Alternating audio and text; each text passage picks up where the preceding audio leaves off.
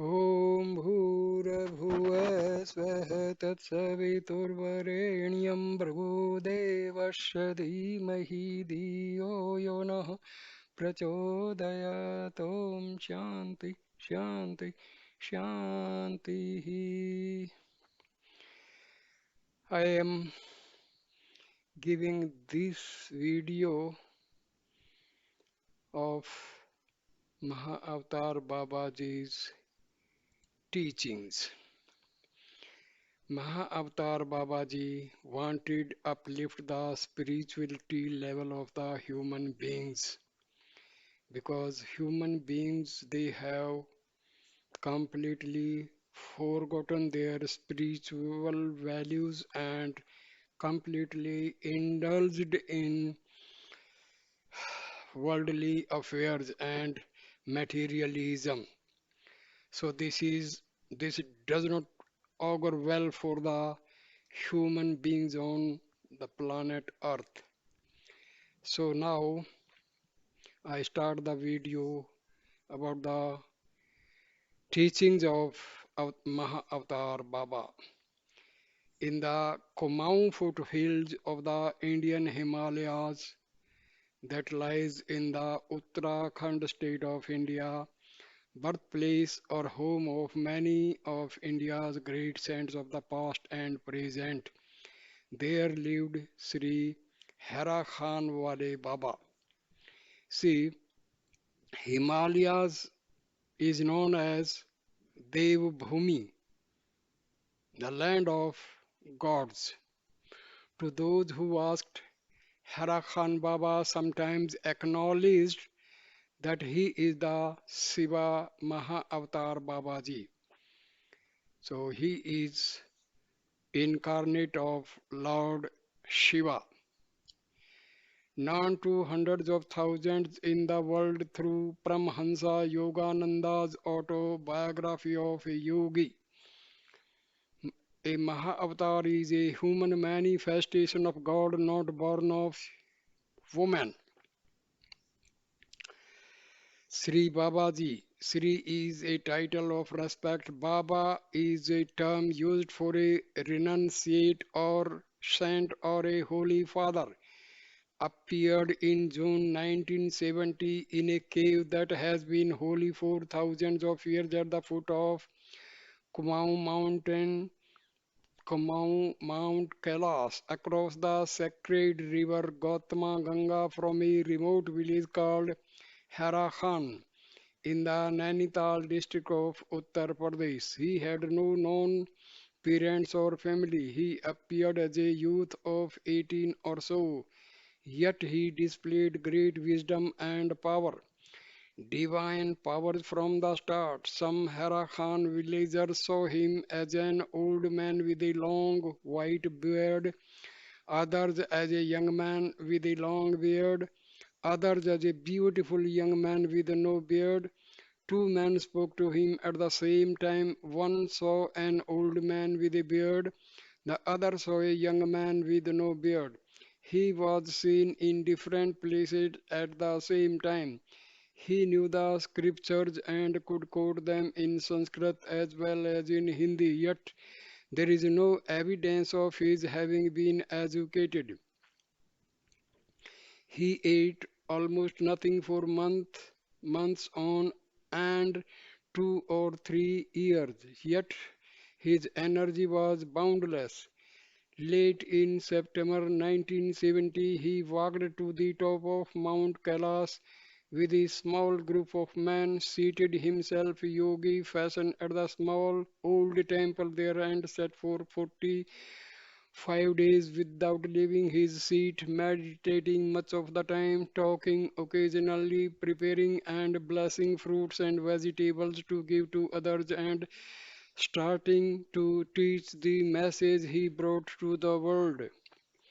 Hundreds of people came in October to celebrate the 9-day religious festival of Navratri with him at the top of Mount Kailash.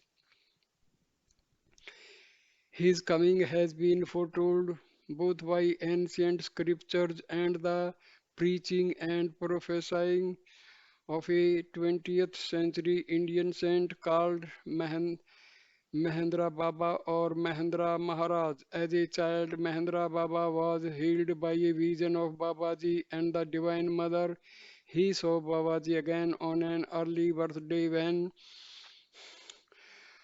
Babaji gave him sweets. As a boy just out of high school, Mahendra Baba met Babaji in one of his previous human forms and was taught yogic knowledge by Babaji for 6 days and nights. When Babaji left him, Mahendra Baba did not know who he was or where to find him again. After completing his Master of Arts degree in philosophy, Mahendra Baba renounced the world and went searching for this Guru.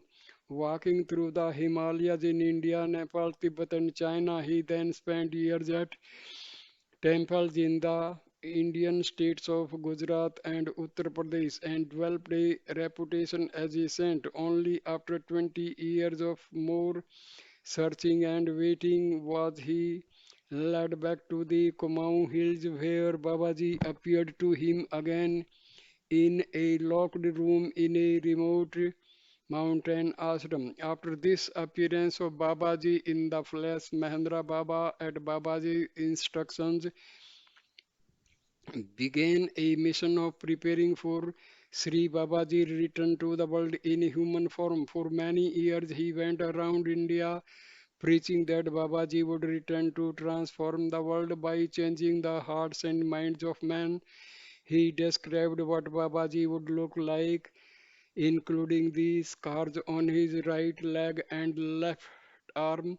He said that Baba Ji would come in 1970. Mahendra Baba restored old ashrams and temples, built new ones, and prepared the worship service now used by Sri Baba devotees. Mahendra Maharaj told his followers that Sri Babaji had been a human manifestation of God since man first learned about religion. Babaji has taught gurus and other religious teachers throughout history, always trying to turn man towards God and spiritual values. Through the ages, he has appeared to teach people, manifesting a body for each appearance rather than coming by human birth. Yogan, Yogananda wrote of his and other people's experiences with this immortal Baba in the 19th and early 20th century. There are books in Hindi written about previous manifestation of Hera Khan Baba, which lasted about 1800 to 1922. Around the year 1800, he appeared to village not far from Hera Khan out of a ball of light, and in 1922, before a handful of followers, he disappeared into a ball of light. There are many recorded miracles, healing people, restoring the dead to life, feeding multitudes from a small portion of food, changing his form, being in two or more places at one time, feeding a sacred fire with water when he clarified butter was not available. But mostly people flocked to him because they experienced him as a divine, wise, loving being far above the human level. Mountain villagers, educated and uneducated Westerners, English bureaucrats and soldiers, Indian intelligentsia, rich and poor people of all religions came to him. There are still people in Harakhan and elsewhere in India who remember the old Harakhan Baba and experienced this manifestation as the same being.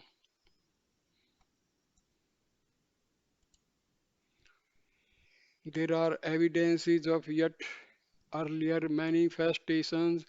Tibetan monks came to Sri Babaji in 1972 and hailed him as Lamba Baba, who had lived in Tibet about 500 years ago. There are stories of his appearance in Nepal as well as in India and Tibet on two or three occasions.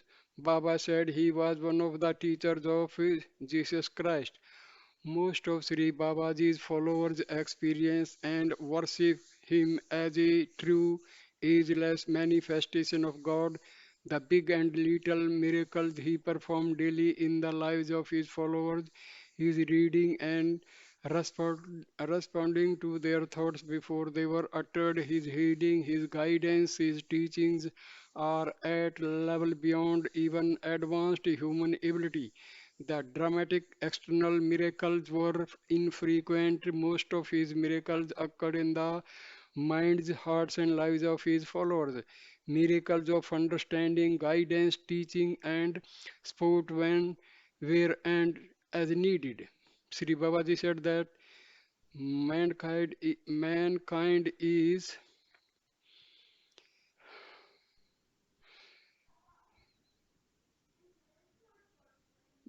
mankind is in great danger during the period of Kali Yuga, the age of the rise of materialism and the decline of spiritual life. He foretold of widespread physical destruction and change and death in this decade. He said that those who truly worship God in any form of the ways man knows him and repeat his name and live in harmony with the universe will be saved, and that a new humanitarian society of people who are focused on God will be formed.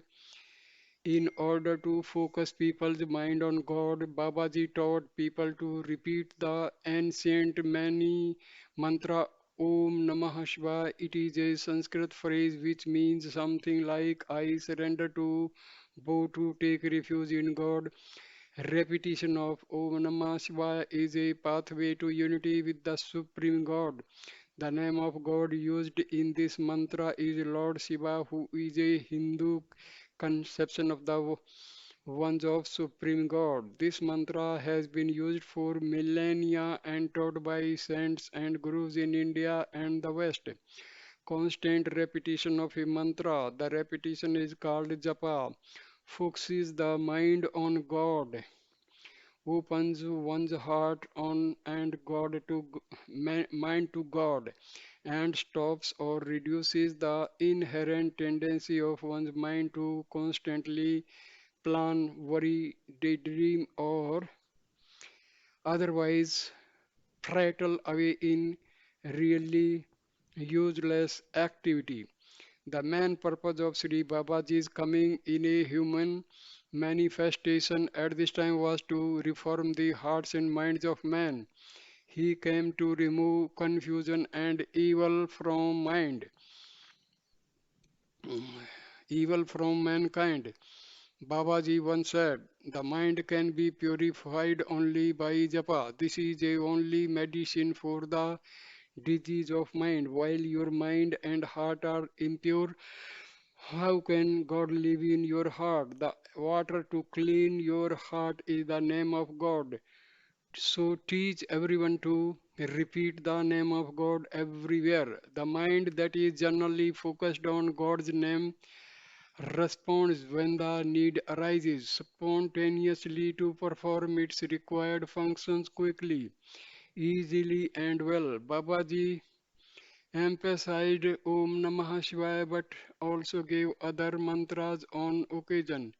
The essence of his instruction is repeat God's name. Sri Babaji said that when the great destruction comes to the world, those who believe in and worship God sincerely, and especially those who repeat his names, will be saved by the power of the mantra. God's names are more powerful than 1,000 atomic and hydrogen bombs. Although Sri Babaji lived in a Hindu culture and was worshipped through Hindu rituals daily, he was not attached to any particular religion. He stated that all religions can lead the sincere devotee to God. At Hera Khan, Sri Babaji was worshipped by Hindus, Christians, Buddhists, Jews, Sikhs, Muslims. Even atheists found themselves bowing to him. He often reminded his followers that all mankind is one family, the family of God. For those who asked about religion, he answered, "Follow the religion that is in your heart." He, however, said at many times that he had come to re-establish the principle of Sanatana Dharma, the eternal religion which was ageless and from which all other religions have taken their roots. If even before his reappearance in 1970, Babaji taught Mahendra Maharaj to preach that all lovers of God should lead lives based on truth, simplicity, and love. This, he said, is the essence of all religions. It is very difficult to nurture hatred, greed, anger, lust, jealousy, and selfishness, and the violence they breed when a person tries hard to live in truth, sim- simply and lovingly with all. To all who came to see him, he told over and over that karma yoga, unselfish work, dedicated to God is the best, easiest, most rewarding, quickest way to God in this chaotic, confused era of change. At his ashram in Hera Khan, work morning and afternoon is a vital part of the daily schedule. There is time for meditation in the early morning after a bath in the river. But Babaji insisted on several hours of karma yoga daily, during which time one is expected to work with the constant repetition of a mantra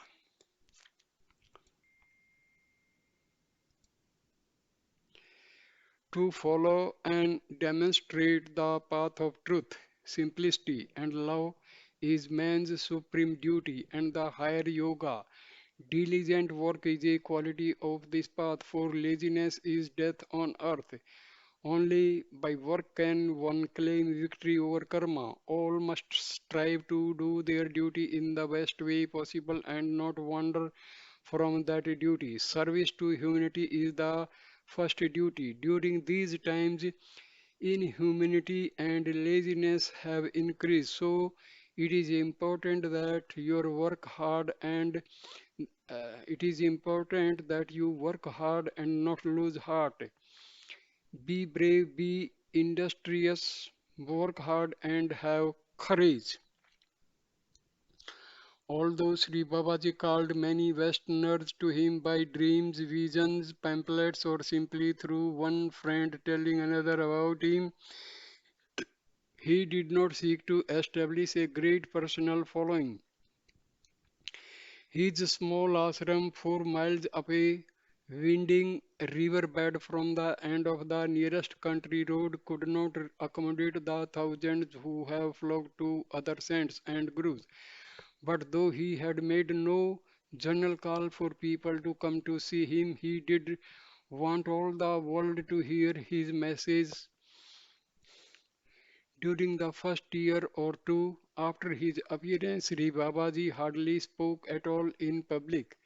Although he engaged in easy conversation with people for the last 8 or 10 years of his mission, it was only in the last 5 years of his mission that he began to give little instructive talks to his devotees, very infrequently at first, then more often. The talks came mostly after the evening worship service when his devotees sat around Babaji singing Haiman's Kirtan and enjoying the powerful uplift of his presence. Babaji would stop the singing and speak. His talks were made in Hindi, so when he wanted foreign devotees to hear the message, Babaji called on some bilingual devotees to translate. The translators were not professional translators. Some devotees would take down the translation as it was given, and the next day the translator and the transcriber tried to recreate Baba's speeches in English. In February 1983, Babaji gave permission to tape record the speeches, so the speeches from then on are fuller and more accurately translated. Although The speeches which this book contains are not perfect. Literal translations, they do catch the flavor of Babaji's speeches and they must present his message adequately because he approved this publication. The book also contains a few speeches made in presence of Sri Babaji and at his request by Sri Vishnu Dutt Shastri and Amar Singh Yadav. Shastri ji is a scholar of the Vedas, the earliest Hindu scriptures, a man whom Babaji called the purest man on earth, and Babaji himself said that he inspired Shastri ji to speak for him. There are also a few speeches made by Governor of the Indian state of Uttar Pradesh and the Kumaon Commissioner, a senior administrative officer of the state in the presence of Sri Babaji. These talks speak for themselves, however, the interpretation and understanding of Sri Babaji's words may not be easy as a reader may first assume. Those who have worked for Babaji at Hera Khan and elsewhere have come to realize something of the depth and subtlety of all the Babaji's words and actions. His words and acts were understood at different levels as a person experienced and later recalled them. The same word and acts touch different people in different ways. Beyond saying this, it is not possible to assist the reader in understanding Sri Babaji's message,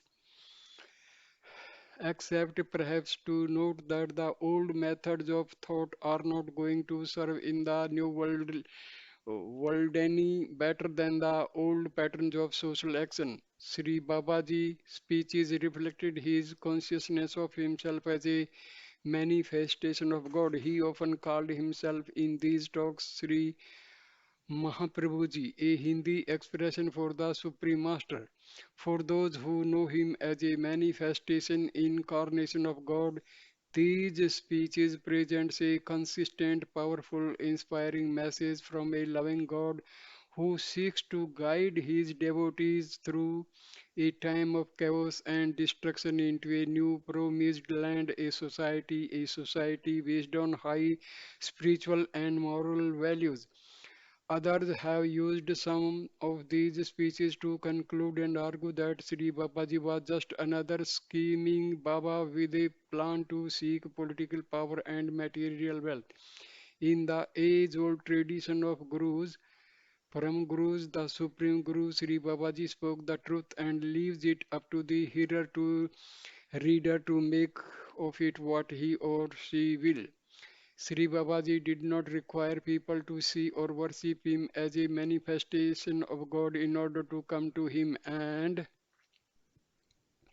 he benefited by him. He himself said of his human form, this body is nothing, it is her only here only to serve people. Sri Babaji left his mortal body on Saint Valentine Day, February 14, 1984. Early in his mission, he had told two or three devotees that he would leave his body in 1984.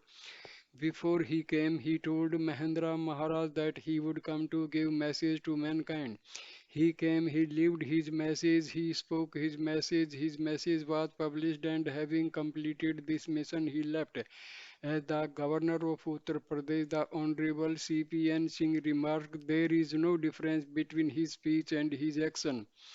This book contains his spoken message. The concept is in it are not new. You can find similar teachings in the old Hindu scriptures, the Bible, the Quran, the Guru Granth Sahib, Zoroastrian scriptures, but in a world which is focused almost entirely on material values and goals, this message, with its strong humanistic and spiritual emphasis, is a message of revolution.